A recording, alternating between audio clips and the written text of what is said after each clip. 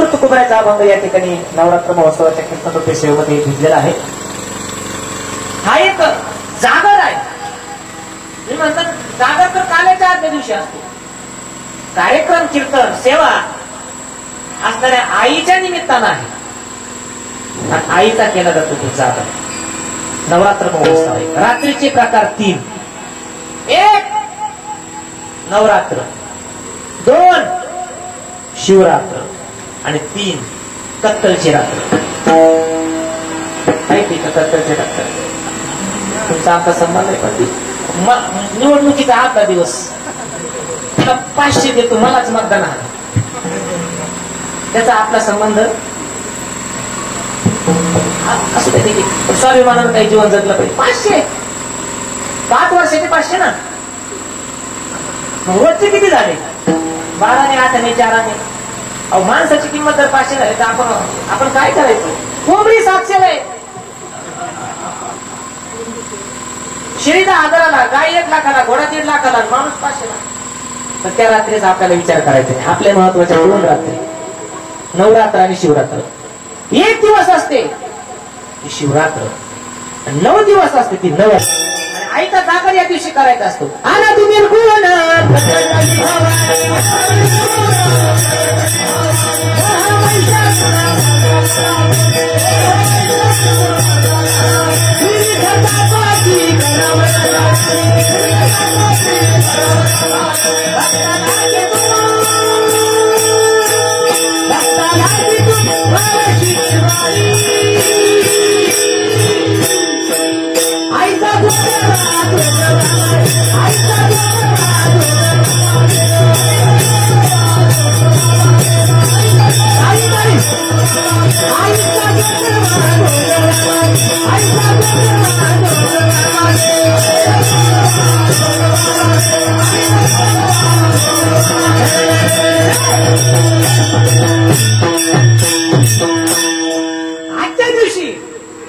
महिषासुर नावाचा दैत्य मारण्याकरता ज्या आईने अवतार घेतला, प्रगट झाली. अनादि निर्गुण प्रगटली भवानी ही कोकणी करा. मोह महिषासुर मर्दना लागोनी, त्रिविध तापाची करावया झाडणी. भक्ताला विदू पावशी मुवाई. भक्ता करता प्रगट झाली आणि संतांनी तेच केलं. जगद्गुरु तुकोबराय म्हणतात, अरे शरण गेलो भूगविलो संकटी. बरोबर झालं म्हणले. आम्ही आमच्या कुलदैवताला एका देवीला शरण गेलो आणि आमच्या जीवनात चांगलं झालं. म्हणजे तुम्हाला त्या देवीची ओळख कोणी करून दिली? म्हणजे संतांनी. कोळीची हे कुलदेवी केली ठावे संतांनी. संकटातून बाहेर पडले तुकोबराय.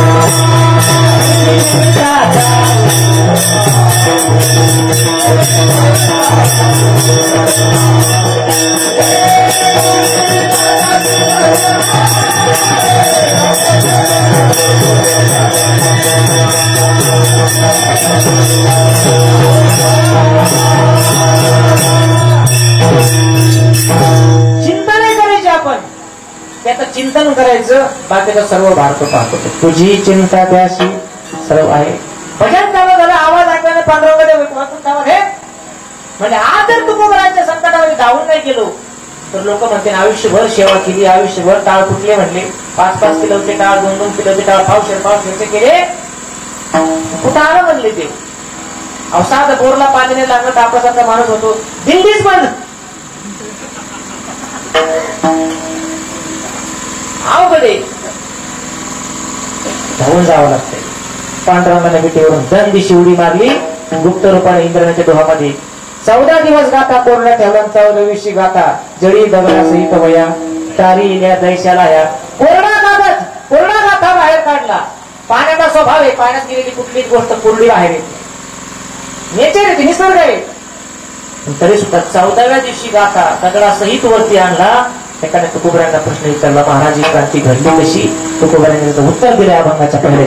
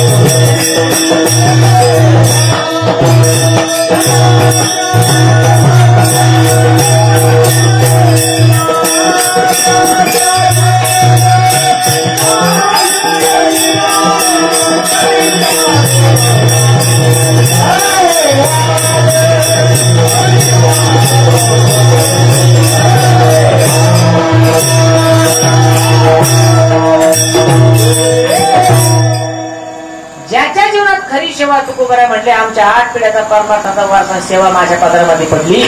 सगळ्यात मोठ्या संकटातून बाहेर पडलो. 8 पिढ्या तुकोबरांची सेवा करत होती. आर्याने सांगितलं मला या देवतेची सेवा यांच्या आजोबा पंतप्रभूषण करतात.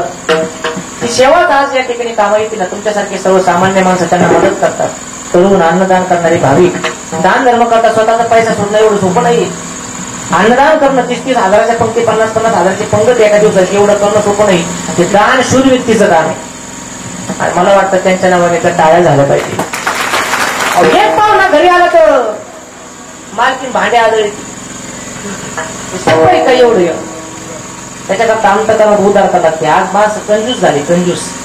दान धर्म करायला नको वाटतं. दाने कापे हात नावडे तेविशी मात. दान धर्म म्हटलं की हात तर कापतात. एवढे कंजूस माणसं. आम्ही कार्यक्रमाला गेलो एका ठिकाणी. त्या गावात एक गुरुजी होते, गुरुजी. आणि गुरुजी होते एवढे कंजूस. गुरुजीकडे एक लुंगी होती. लुंगी गुरुजी वापरायची. फाटत आली फेकून देत नसायची. त्याचे 2 तुकडे करायचे आणि मग टॉवेल म्हणून वापरायची. परत झिजली, परत खराब झाली मग फेकून देत नव्हते. रुमाल करायचे. गाडीच्या काचा, कंदिलाच्या काचा पुसायची. आणि ते झालं का मग सकाळी सकाळी बंब पेटवला.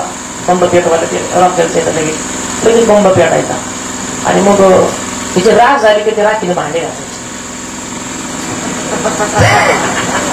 अलीकडे रेंज लुंगीची राख भांडे घासायची. भांडे घासलेलं पाणी गुलाबाच्या आळ्याला टाकून द्यायचे. त्या झाडांना गुलाबाची फुलं तोडायचे. बाजारात जायचे, गुलाबाची फुलं विकायची. त्याची परत एक लुंगी घेऊन यायची. असे 5-50 एकत्र करायचे. मग सप्ताह करायचा. एवढे कंजूस माणसं.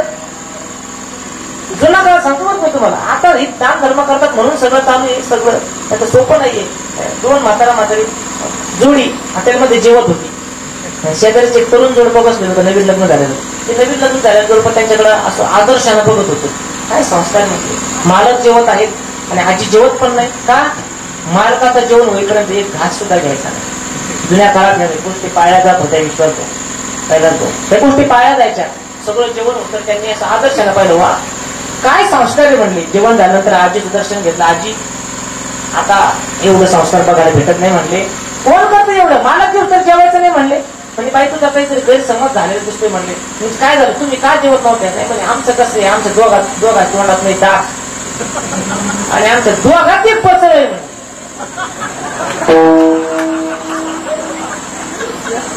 कवळी आणि मग त्यांचं झालं का मग मिसळून घ्यायचं. तेच त्याने जेवायचं. आशाला जर म्हणलं ना पंगत देता का जागेच आहे बा.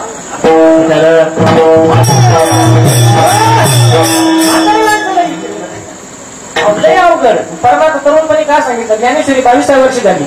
स्वराज्य निर्मितीची शपथ 16 वर्षी झाली, विवेकानंद 16 वर्ष, छत्रपती शिवाजी महाराज 51 वर्ष आयुष्य, तुकोबा 42 वर्ष. म्हातारचं नाही अवघड का. एक म्हातारी होती, 3 नातू घेऊन रोज इष्टीत जायची. 3 नातू घेऊन आजी रोज इष्टीमध्ये जायची. जात होता कंडक्टरला 5 काजून 5 बदाम भिजवून द्यायचे दुधात. कंडक्टर म्हणला घरचे लवकर आपल्याला टिफिन डबा करून देत नाही आणि या आजी मला रोज 5 काजून 5 बदाम एवढ्या महाग भिजून देतात खाण्याकरता. लोटांगणात घातलं म्हातारीला. आजी आजी काय प्रेम आहे तुमचं माझ्यावर. काय झालं. रोज तुम्ही मला 5 काजून 5 बदाम भिजून देता. माझी आजीने सुद्धा मला एवढं जीव लावणे म्हणले. पण आजी म्हणे तुझा काही गैरसमज झाला. कंडक्टर असं नाही म्हणे. मग काय झालं म्हणे. मी म्हातारी म्हणे घरून निघते, माझ्या तोंडात नाही जात, मला भूक लागते, इकून 5 काजून इकून 5 बदाम टाकते. सगळी सगळी सगळी सगळी आणि मग एसटी स्टँडवर आलं का मग ते काढून टाकावं होतं. एसटीत बसलं मला डळडळ होती आणि मग फेकून दिलेले तुला दिलेले बरे ना.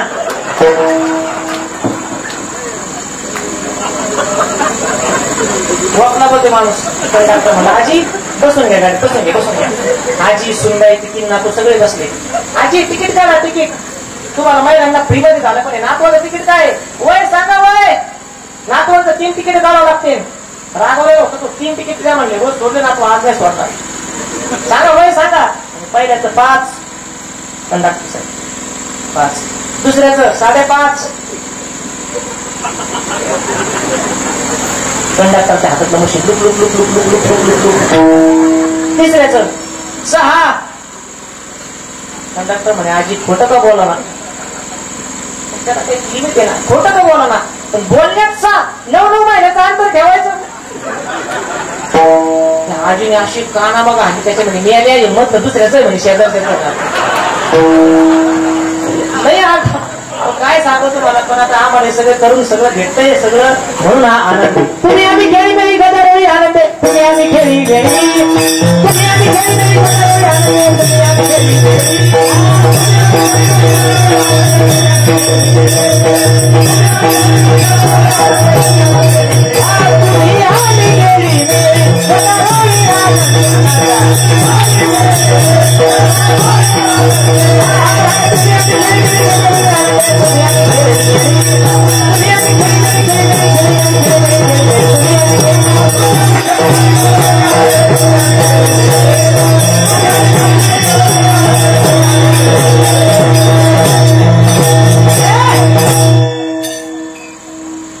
तरुणा भाग्य होते सगळं तरुण पडत लागली. तुकोबाने सांगितलं 8 पिढ्याचा परमार्थाचा वारसा. विश्वंभर बाबा, हरी, विठोजी, पदाजी, शंकर, कान्होबराय, बोलोबराय आणि 8वी पिढी जगद्गुरु तुकाराम महाराज. ही सेवा आमच्या पदरात पडली. गाथा कोरड्याच्या कोरडा बाहेर निघाला. ज्याची खरी सेवा. खऱ्या शब्दाला फार महत्व आहे बरं का. खरं सत्य त्याला फार महत्व. संतांनी आपल्याला व्यवहार करताना परमार्थ करा, नाही करता नका करू. पण निदान व्यवहार करत असताना तरी तुका म्हणे सत्य कर्मा व्हावे.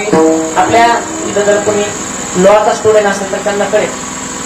कोर्टामध्ये गेल्यानंतर शपथ घ्यावा लागती. जो कुछ कहूंगा सच कहूंगा, सच के सिवा कुछ नाही कहूंगा. किंवा जेव्हा शपथ खरं सांगेल खोटं सांगणार नाही. IPC इंडियन पिनल कोड भारतीय संविधानानुसार जर त्या ग्रंथावरती हात ठेवून शपथ घेऊन त्या कोर्टामध्ये जर एखादं वाक्य एखादी साक्ष खोटी दिली तर 7 वर्षाचा कारावास त्याला होतो. हे झालं व्यवहारात. पण तुकाराम महाराज परमार्थात खरं वागायला सांगतात. पण परमार्थात राहून खरं तर वागले नाही, पण खरं वागण्याला जर तुम्ही वाईट वागले, आडवं आहे. तुका म्हणजे सत्य कर्मा व्हावे साह्य. पण त्याला जर तुम्ही खोटं वागले, आडवं गेले तर घातलिया भयानक झाले. घातलिया भयानक झाले.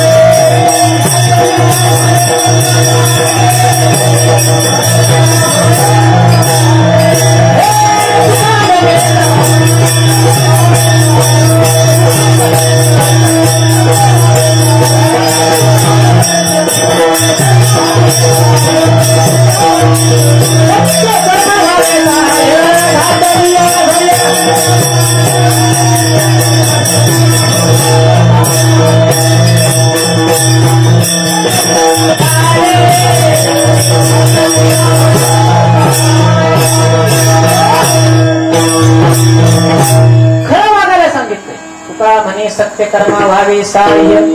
घातलिया भय साधं खोटं बोललं तर 7 वर्षाचा कारावास, परमात्मा खोटं बोललं तर आपलं एक कोण आहे, सगळं कोण त्या ठिकाणी नरकात जातं. घातली या भय नरकात आणि भाऊ खरं वागायला सांगतात. ज्याची खरी सेवा, शब्द लक्षात घ्या, त्याच्या भयताय. दुसरा कुल द्याव खरं बोललाय तो तुम्ही दिला म्हणून मला डायरेक्ट दुसरा मागितला. नाही ते लहान काट्टे असलेले बसलेले. सतीशराव कुठे गेलो आपण? पडेगावला गेलो. आता बसा.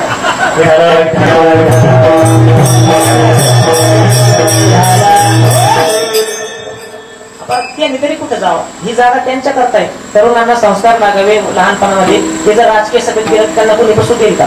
तुम्ही लहान मुलं करता. बाळ बाळी आबाल वृद्ध सगळे सगळे त्याच्यामध्ये. आणि असं ते एक जण लहान मुलगा पुढे धिंगाणा घालत होता, समोर बसलेला होता. तर म्हणजे ग तू म्हणलं तूच गो. मी नियोजित कीर्तनकार आहे आमचा, मला पाकिट आहे, मला हे मला बोलवलेलं इथं बोलायला. नाही म्हणलं मी बोलतो म्हणलं. म्हणलं तुला येतं का? हो म्हणला. द्या म्हणलं एका प्रश्न उत्तर. म्हणलं काय? म्हणजे रावणाला किती तोंड होती? म्हणलं 10 होती बा. 4 वेळ 6 शास्त्र. तर तू एका अंगावर कसं झोपत असं? अरे मला त्याने खड्डे घेतला असेल त्याच्या घरात. आपल्याला काय करायचे? 10 तोंड म्हणजे काय? असे 10 अवस्थक होते का? 4 वेद 6 शास्त्र. लहान मुलांचे प्रश्न. मला असं वाटायचं मी लई फिरलो, 17 वर्षापासून देवगडला राहतो आणि लई हुशार, मला असा अभिमान होता. त्या मुलांना म्हणलं महाराज चला घरी काय म्हणलं, मला पित्ताचा वगैरे त्रास आहे. नको म्हणलं. नाही नाही चला म्हणलं घरी. दुधी म्हणलं दही केलेलं आहे, ताक केलेलं आहे. उन्हाळ्याचे दिवस तुम्हाला ताक पाहिजे म्हणला. ताक प्यायला तिथे गेलो. त्याने मस्त ताक आणलं, थंड झालेलं. उन्हाळ्याचे दिवस मस्त पोट शांत पडलं माझं. त्याला म्हणलं अजून आहे थोडं हे ना महाराज, आणू का आणू का? आणि म्हणलं. परत त्याने एक ग्लास भरून आणला. परत पिलो. म्हणलं अजून आहे का? आणि म्हणलं सगळं सगळं ताक पिलो. त्याला सहज एक प्रश्न विचारला. म्हणलं बाळा सगळं ताक तुम्हाला दिलं, तुला आई बोलायची नाही तुला? ताक कुठे आहे बा? महाराज नाही बोलणार म्हटले. म्हटलं का? ते फेकून दिलं होतं म्हणले. सकाळी त्याच्यात उंदीर पडलेला होता.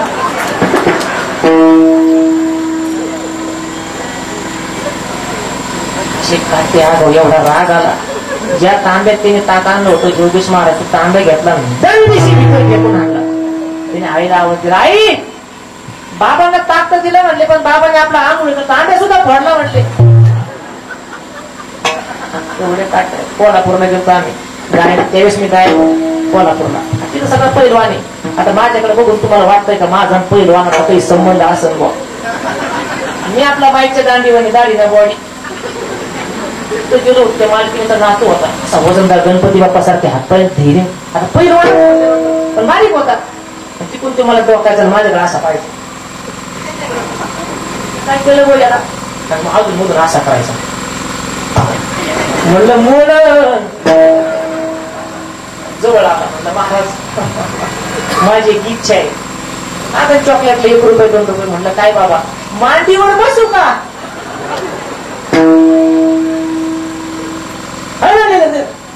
रिमोट घेतला. रिमोट तिकडे मला बातम्या बघायच्या. काय झालं पण माझ्या तोंडावर रिमोट फेकला, निघून गेला. 2 तास चॅनलच बदला. डायरेक्ट कीर्तनात भेटला. महाराज जे म्हणलं अरे जे आहे ठीक आहे, पण चॅनल का नाही बदललं? तो म्हणलं शिलच काढून नेले होते काय त्यांना. पण इथं आल्यानंतर त्यांना संस्कार लागतात. संस्कार हे आपल्याला शेवटी काम येतात. संस्कार शिबिर घ्या. त्या ठिकाणी ज्ञानेश्वरी पारायण नाही वाचताना त्यांना बसवा. त्यांच्या कानावरचे शब्द जाऊन द्या. आपल्या आईवडिलांनी काय केलं, काय करतात, हे कशा करता येईल, हे तरुणांना करता येईल. धर्म का सांभाळायचा? आपण धर्म सांभाळला तर धर्म आपलं रक्षण करतो. धर्मो रक्षिती रक्षित हा विठाल.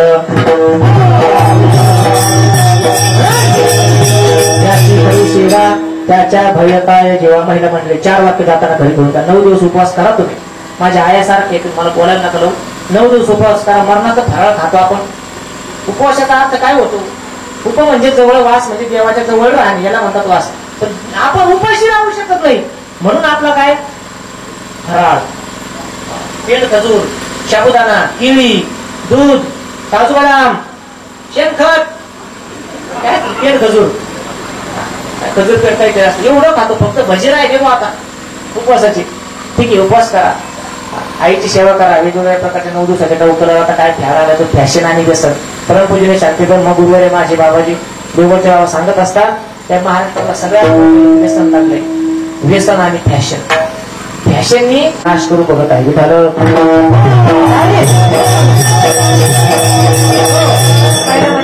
तुम्ही मालकाची सेवा केली, 9 दिवस देवीची सेवा केली, तर मालकाला एक शब्द नीट बोलत नसल्या तुमच्या सगळ्या सेवेवरती पाणी ठरल्याशिवाय राहणार. 9 दिवस देवी भागवत असं उकळून जरी पेल्या तुम्ही अद्रक टाकून मस्त सेवा केली, पण जाता जाता मालकाला लाट आणली, दर्शनच नाही घेतलं, काय त्याचं फळ लागणार. धन्य पतिव्रता माऊली माने प्रकाराची बोली पतीची आमाता अनुसरणी पतिव्रता विढळ.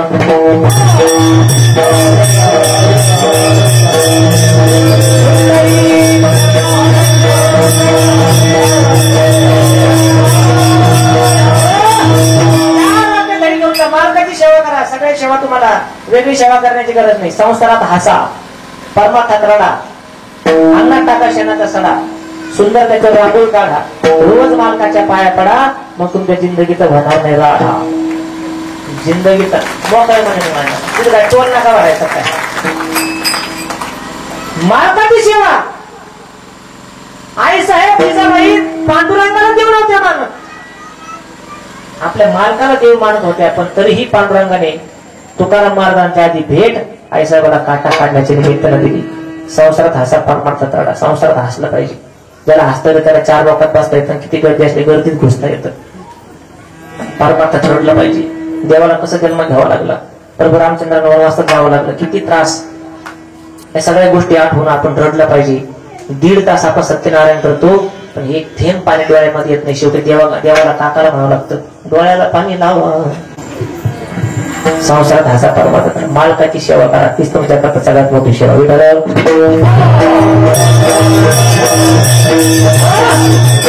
ज्याची खरी सेवा त्याच्या भय काय जीवा. जगद्गुरु तुकोबरायांचं कीर्तन चालू आहे. कीर्तन चालू असताना छत्रपती शिवाजी महाराज कीर्तनात येऊ बसले. महाराष्ट्राचा जाणता राजा, ज्यांच्या नावामध्ये शिवाजी, शिवाजी नाव उलट वाचा, शिवाजी, जीवा शी. समाजाच्या कल्याणाकरता जो राजा स्वतःच्या जीवाशी खेळतो त्यांचं नाव छत्रपती शिवाजी. तो जाणता राजा, जी क्रांती ज्ञानोबरांनी केली, वाळवंटात कीर्तन आणलं मंदिरातलं, आणि सगळे संत जयाने घातली मुक्तीची गव्हाणी, मिळविली मांदी वैष्णवांची. हीच क्रांती, तीच नीती छत्रपती शिवरायांनी स्वराज्य निर्मिती करता. खरी सेवा सांगतो, आईची आणि तुकोबरायांची खरी सेवा होती त्यांच्या जीवनामध्ये. तीच क्रांती छत्रपती शिवाजी महाराजांनी 8 पगड जातीतील मावळी एकत्र केली, सगळ्या जातीतील. का? स्वराज्य हे एका जातीचं नाही, सगळ्या जातीचं आहे. आणि एक मावळा वाघासारखा घेतला होता.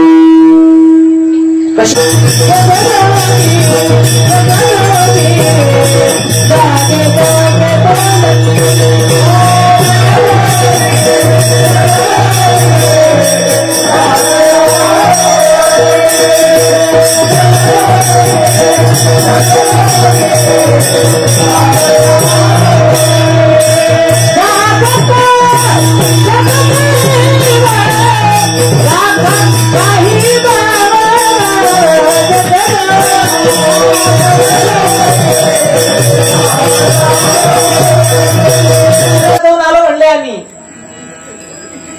कमी देव आमचा,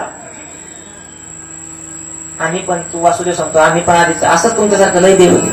ऐशी दैवते केली अनंते नमस्कार उठेली देव, परिते फलकट झाले शेवटी गळा येऊनी पडिले. बहुजाचिले दुःख भोगिले, त्रास झाला, वाट निष्फळ झाली, पण एक आमच्या जीवनामध्ये चांगलं बरवे झाले. शरण गेलो कुळीची हे कुळदेवी, केली ठावे संतांनी. संतांनी योग्य देवाची आम्हाला निवड करून दिली, त्याचा परिणाम वैकुंठीचे निधान झाले.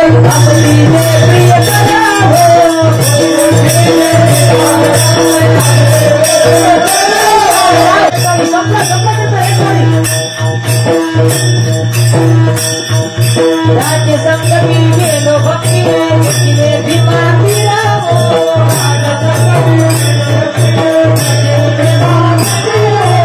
त्यांची गाठ पडली तेरे तिला भय करा.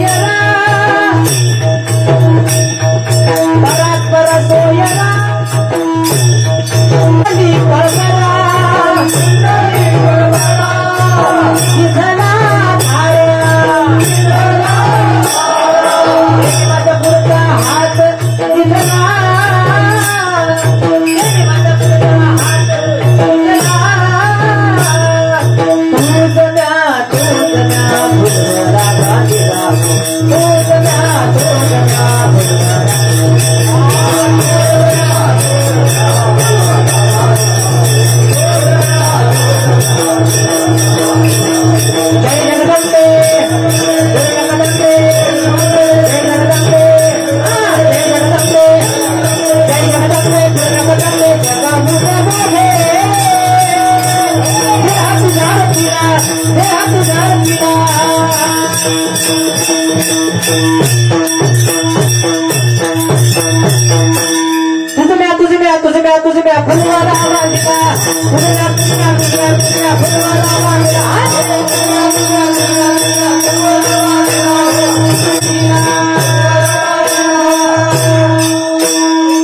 नावाचा फुलवारा पहिल्या देवीची ओळख झाली. वैकुंठवासी पण पांडुरंग परमात्मा, विटेवर असणारा पांडुरंग परमात्मा, संतांचा प्रियकर पांडुरंग परमात्मा, परमात्माची निवड देव योग्य सांगितलं आम्हाला. आणि त्याने आमचं काय झालं, आमची वाट चांगली झाली. हे खरं धर्माचं वर्म आहे. आमचा परमार्थ वाया गेला नाही. असावा तो धर्म मग साहो जाती वर्म. तुकोबऱ्याने एकाने विचारलं, महाराज हे सगळं गुणगौरव घरा गाथ हाताला तुमच्या धर्मपत्नीच्या पायातला देवाने काटा काढ.